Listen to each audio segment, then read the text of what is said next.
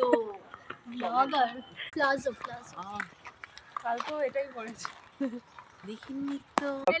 বলো আজ আমাদের শ্রাবণী, আমাদের একসাথে লাস্ট ডে। শ্রাবণীর মেয়ে আজকেই লাস্ট ডে স্কুলে, তো সেই কারণে শ্রাবণী বাড়ি থেকে মানে বাড়ি থেকে খাওয়াচ্ছে। আজকে আমরা খাচ্ছি লুচি আছে, আলু। Wow yummy yummy. এটা কোথায় রাখো? ওখানে রাখ। দিদি কেমন হয়েছে বলো?